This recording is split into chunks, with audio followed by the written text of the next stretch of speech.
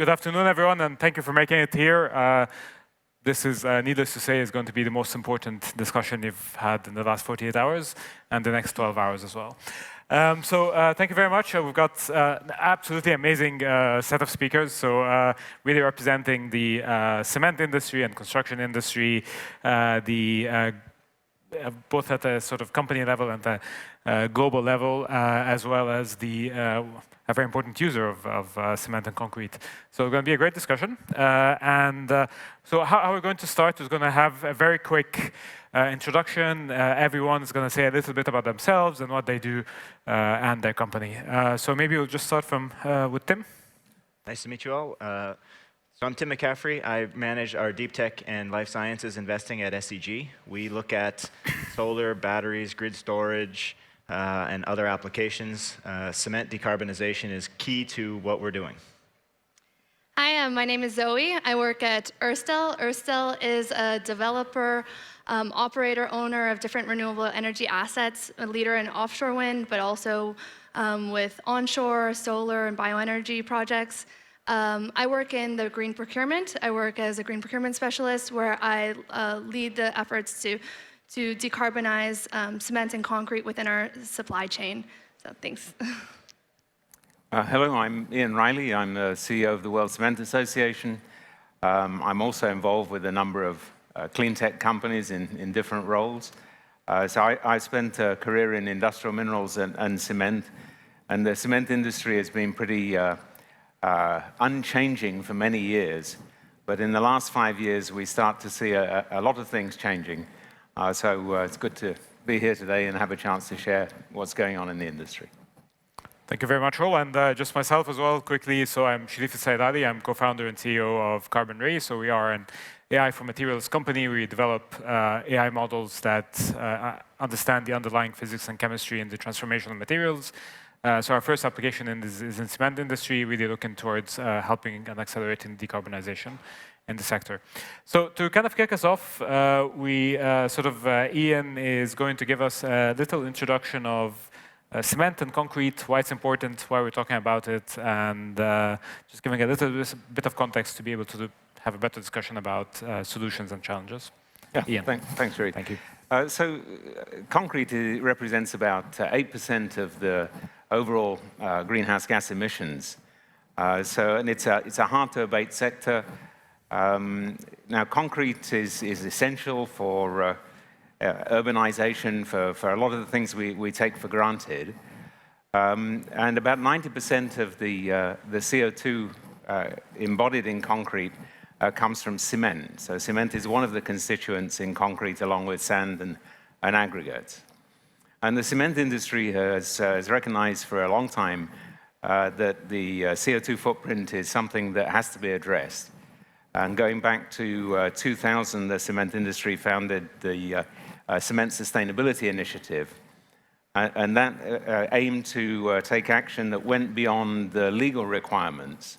And that was set up by 10 CEOs, including Tim's company, SEG, I say in 2000, so 20-odd years ago. Since then, cement companies have probably reduced emissions by about 25% on a per ton basis. And those emission reductions have come primarily through fuel efficiency, through using lower carbon fuels, and through using less clinker, which is the bad actor, if you like, in terms of emissions, and more supplementary materials. So the industry has tried to address this, but recently there's been also a lot of attention placed on whether you can make concrete differently. So concrete is what people want. You know, cement is a means to an end. Do you have to use cement to make concrete? And I guess the traditional answer has been yes. But there are more and more companies who are looking at alternative ways of making concrete and broadly looking at other binder systems, so not necessarily using cement as the binder system. Also looking at how concrete mixes can be designed more efficiently, so perhaps using AI or to make better packing in the aggregates, or perhaps using more additives. Or a third way is sequestration of CO2 into the concrete, making for a stronger concrete and allowing less cement to be used. So that's kind of why we're talking about this subject today. Thank you very much. And there'll be a lot more coming up. Many other aspects we'll be talking about in the next 25 minutes or so.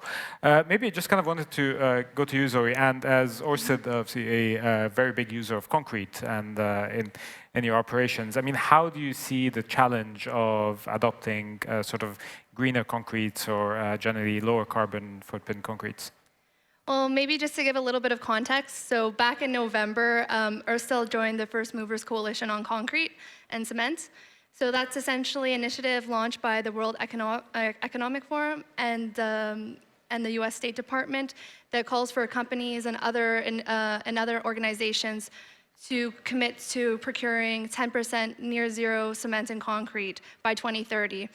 And so having such an ambitious target has really kind of driven our organization to look more at how we can decarbonize cement and concrete within our entire value chain and supply chain. But doing this is a little bit more difficult than it sounds, even though it's only 10%. Right now, there's currently no real options available that are near zero that meet this scale that we need it. And also, we operate quite around the world, so seeing that scale for the amount of concrete products that we need is quite difficult. So that's one of the main challenges. Also, the availability. For example, by 2030, it's only estimated that 12 million tons of cement, that meets this near zero carbon will be available according to the International Energy Agency. So because of that, that represents about 0.3% of the cement that is used today, above the 4.3 billion tons. So in order to secure that availability of supply will be a big challenge for us, as well as other things such as standards within the markets, able to recognize different types of cement chemistries, and also the scaling up of different initiatives such as carbon capture. Yeah, that's, I think, the issues around scaling and regulation are ones we hope to return to a bit later on. There's also a panel just after this that's focusing specifically on regulation, but we'll touch a little bit on that as well.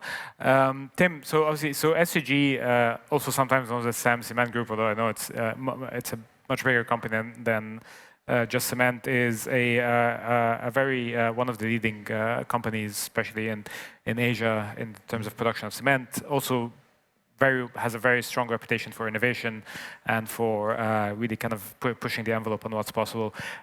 From your perspective, where do you see perhaps the things that get you excited about and excite SCG about the possibilities in decarbonizing cement, but also kind of where you see some challenges? Yeah, so the opportunities, I mean, I think Ian highlighted many of what the industry's already done. Switching fuels, these are, say, if you can get enough feedstock, things that you can do easily. That's what we're already doing today. When you look at what you can be excited about, electrification, adding things like thermal storage that you can use before the clinker to directly decarbonize. Okay, so rather than using fuel, completely eliminating the fuel by delivering heat in a different way. Then you get into CCUS. All of these things, though, add cost to the cement. And one of the challenges is cement is delivered at between $100 and $200 a ton. So what is the market willing to take in that increased cost? Is what, so we're making efforts. The easier thing to do is on the fuel side. Yep. There's going to be a steady reduction across time, which has already been occurring, but based on 25% reduction over the last 20 years. And a lot of the easy stuff has been done. Now we're going to have to get into changing plant designs, using electrochemistry, which would be completely disruptive for the industry. And these things will take, many years to scale up. So there's a lot of opportunity and a lot of challenge on the cost side. And maybe like going back to you, so the World Cement Association obviously is a body bringing together many of the world's cement companies and really representing a very large amount of the world's production. And like in sense, because lots of people will think of cement, okay, like cement is a very polluting, bit of a dirty industry, even they would say. But in many cases, I mean, it's something that's been, the world is built on that, right? And I guess there is one question is, why don't we just use something else? Yeah, so I want to address your comment about dirty plants first. So if you go to a well-run modern cement plant, it will almost look so good that it looks like it hasn't been switched on. So a well-run cement plant today doesn't have to be dirty. The dust control technology and so on is such that it can remain clean and green. But the real problem, of course, is the CO2 coming from the raw material. So the limestone breaks down into calcium oxide and CO2, and therefore you wind up about 60% of the emissions come from that reaction. So why don't we use something else? And the problem is really what is available at the kind of quantities that we need. So the 4.3 billion tons a year of cement, Zoey, that you mentioned, what is available at that sort of quantity that is reasonably widely distributed across the world? And that's a big challenge. And one of the things that is available is clay, kaolin. And I think one of the things that will make a big difference to emissions over the next 5 or 10 years is the use of calcined clay as a supplementary material that will replace clinker in the cement formulation. And clay is very widely available and has the potential in the LC3 formulation that's been developed in Switzerland to replace about 40% of the clinker that is typically in the material. So there is some progress on that. But when you talk about needing this quantity of material, you are limited by what you can find.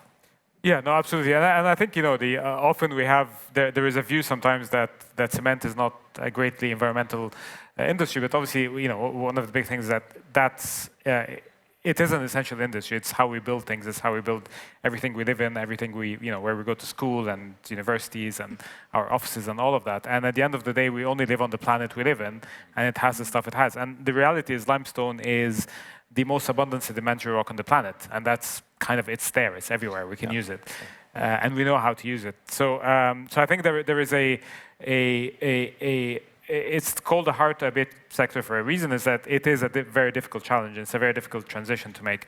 And LC3 is obviously one of the bright spots on the horizon, or bright possibilities. And maybe just on asking Tim and Zoey, whether you've one from the SCG side, whether it's something that, and there's a question also on the regional availability as well of the right materials, how you see that LC3 or other cementitious substitution, alternative cementitious formulations, and maybe first, Tim. Yeah, I mean, dematerialization is something that we're looking at, and we see many startup opportunities about adding certain nano additives to cement to increase strength, to make it thinner. Some of the challenges with those are cost. First one, but then also getting architects to design all of the building codes. It's not just like you can just create a new material and then it can immediately just go right into this market, because you have established building permits and codes that you have to meet. So the materials have to pass certain strength tests. The strength tests have to then go to architects and others to be able to design buildings using these new materials. Also, even using different supplementary cementitious materials, sometimes it can change the workability of the concrete, the hardening time, and different properties of the concrete itself. So even if we would like to incorporate more of those, sometimes with the projects that we run, for example, that are in marine environments, they're not always a substitute, right? So that's maybe one of the issues that we're finding. So that's when maybe technologies like carbon capture, where we can actually use the same types of cements, the ordinary Portland cements, but then capture those emissions that are released during the limestone calcination and the burning of the fossil fuel source. But again, I think it's a great opportunity to start reducing already today the emissions that are tied with concrete. And yeah, absolutely. And there are there are intermediary steps until we get to the point where we have completely new technologies, like things like kind of electrolysis or electrochemical production of cement that really kind of start getting to the root of the problem. So just on the one thing around kind of the scaling challenge, right? So we talk about 4.3 billion tons. That's 4.3 trillion kilograms. That's just a lot of stuff. It's a crazy number. I think someone yesterday was kind of making the analogy, and I haven't checked the numbers, but I believe them, that it's like building a Mount Everest every year, right? It's a lot of stuff. Where do you see the challenges in scaling some of the new approaches, right? So some of it is regulation that we touched upon, because obviously building codes are and building standards are very strict for a good reason. No one wants a building to fall on them. And but the other side is there is the cost of doing that, right? And the cost today, so something like carbon capture, how much it costs to a producer like SCG, for example, but also the cost of actually building those facilities themselves. And just kind of how you see that maybe from WCA perspective or from SCG's perspective, where do you see things like carbon capture or maybe completely new facilities coming in, and what time frames do you anticipate that this will start happening? So I think there's a variety of different ideas. So we have hundreds of companies that are trying different ideas. And the question about scaling is a very good one. Perhaps we could say scaling and phasing. So there are some types of technology, such as LC3, I just talked about, such as Carbon-Re's technology, which can be applied to existing operations, such as changing fuel mixes, as you were talking about, Tim. And those can be implemented pretty quickly. So we'll see an impact from those in the next, well, we're already seeing an impact from those. I mean, AFR going back a long way. But the things that are more fundamental not only have to be proven, have to be scaled up economically, they have to satisfy the building codes, they have to satisfy the insurance companies who are going to insure the new buildings and so forth. And so for those kind of innovations, I think there's a process where they're initially used in less sensitive applications. So for example, in a parking lot or paving stones, where the consequence of failure is not very serious. We're not going to use new materials to build bridges and high-rise buildings before it's got some sort of track record. So I think with those more fundamental things, you get that phased in over time. Yeah. I think one of the challenges in the industry is that you have hundreds or thousands of plants spread out around the world that are generally, some are at near end of life. All of these things involve investment cost at that plant level. If you just look regionally where the demand is for cement, it's obviously going on in China. If places like Thailand add extra cost, and then our materials have less demand, and Chinese export into Thailand, the net CO2 benefit is not met, okay?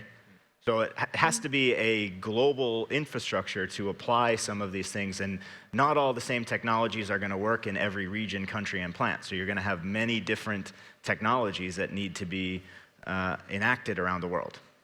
Yeah, sorry, could I just jump in there, Tim? Because 90% of cement is made in the developing world. So when we talk here about solutions that might work in Europe or North America, that's really only kind of a pilot. You really need to solve the problem, you really need something that is going to be a global solution. And maybe I could ask you also about your own technology, Sherif, because I think you're also thinking about, currently you're optimizing the combustion process in the cement kiln, but you're also thinking about how you can use that same technology more generally.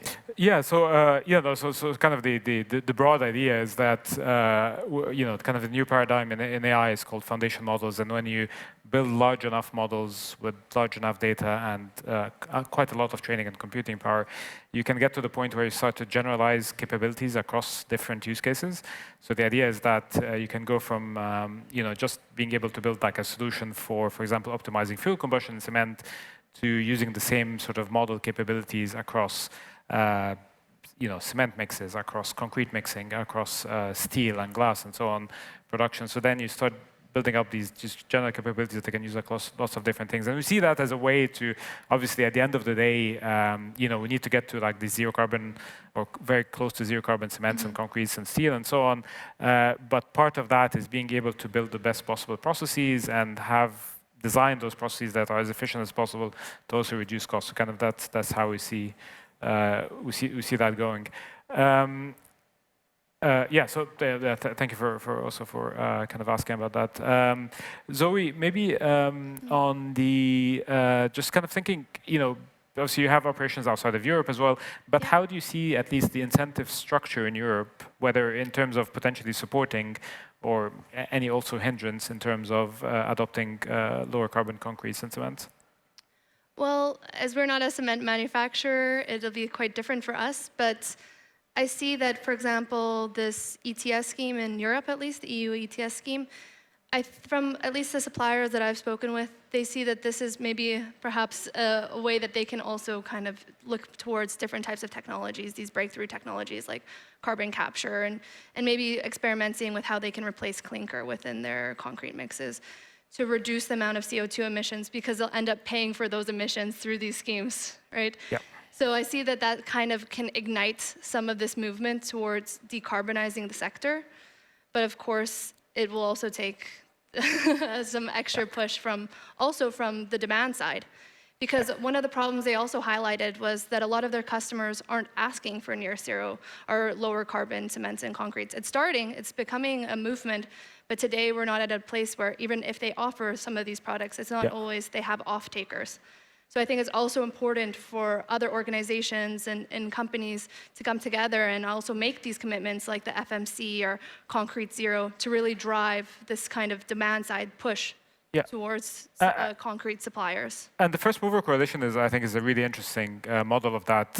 How do you see that in a way, maybe a little bit, if you can tell us a little bit more about it, to what extent is it like a voluntary, obviously I imagine kind of a voluntary sort of commitment, but how could sort of this approach of these types of coalitions of big users of concrete and cement to also kind of provide the sort of the support to, for example, producers like SCG to be able to invest in these lower carbon cements?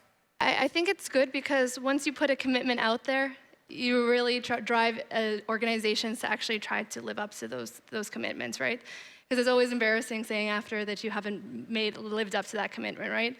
So it also showcases in two different cement manufacturers and concrete manufacturers that there is kind of a push towards these type of products, towards developing, towards investing in these technologies, because it does come with a big price tag, these carbon capture projects. So just being able to give them that reassurance is also important from the demand side. Okay, so we can definitely come back in 5 years' time and ask you if you've kept to the commitment of 10%, right? The linkage has to go all the way across the chain. So if you think about just building this building, okay, if we produce cement that's zero carbon, it's going to double the cost of that single material, which is the largest material used in the building. So if someone's willing to procure it and a bank is willing to finance it in that project, then okay, the supplier will produce it. But if you can't just create the production without knowing that it can go all the way through. Yeah. So it has to be working all the way across. And so it's really important to have that commitment, early commitment or support at least to know that if you do that investment, you'll find the buyers and that carbon will be valued, that lower emission standard will be valued. Ian, do you see any apart? We know how things are working in Europe, in the EU at least, roughly. But do you see anything outside of that is kind of encouraging signs of being able to provide those kind of the right incentives? So I think the FMC is an excellent initiative.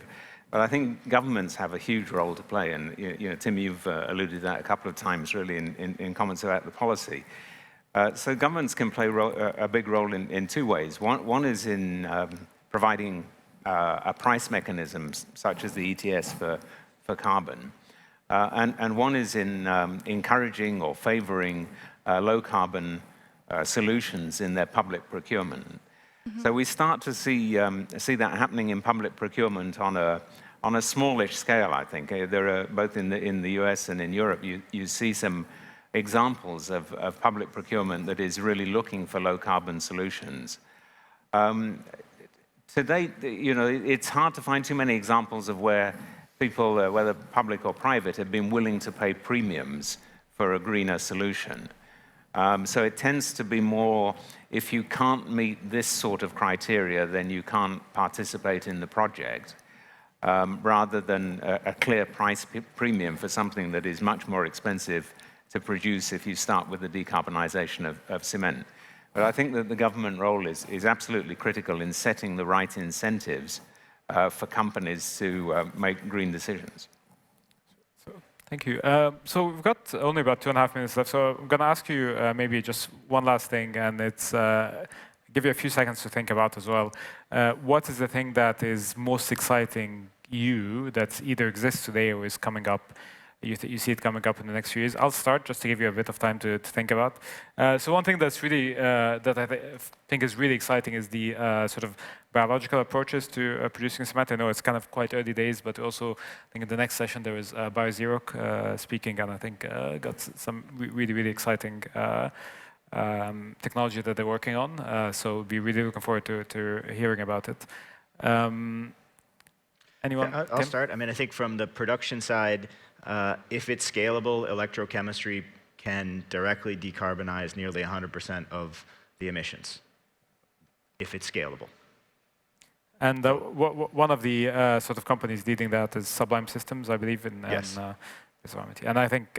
yes, we invested in Sublime in Systems. Yes. Yes. We have a team that screens for all of these things, and we're looking at bio-based, electrochemistry-based. Those disruptive technologies have the potential, but the scalability is the challenge. Even 4 billion tons is a lot. Scalability means having access to feedstock, other things, not just throughput. The most exciting thing for me, I guess, those are both very interesting technologies, but just seeing this startup environment just explode. So it's been such a conservative sector where it hasn't been evolving so fast, but like you said, in the last few years, just budgeting with a whole bunch of different startups, approaching it from all different angles, looking at like AI and how to carbonate materials and CO2 mineralization and using carbon capture and all these different ways to approach this problem, which is super interesting. Yeah, I think for me the most exciting thing is the change in the attitude, if you like, or the objectives that we see from the developers. So from whether it be government or private developers, being willing to engage with material companies early in the project to figure out not only how to control costs, but also how to reduce the overall carbon footprint of new construction projects. And there's a lot of wastage in the supply chain. There's a lot of overspeccing, and there's a lot of opportunities to make different choices in different locations that can reduce the carbon footprint of the building. So I think that's probably the most exciting part. Thank you. So one thing we can conclude with is that, I believe, so actually, if you look at cement and concrete, they're not these old boring materials that we've always had and so on in industries. Actually, they're probably where you're going to have the most incredible technology innovation happening, because it's not just, you run-of-the-mill digital stuff. There's a lot of AI and all of that, and there is so much more on the kind of really affecting the physics and chemistry of things. And I think this is like going to be one of the industries where we see a whole step change in terms of innovation, especially technology innovation over the coming decade. So super exciting, much more exciting than you'd ever think if you look deeply into it.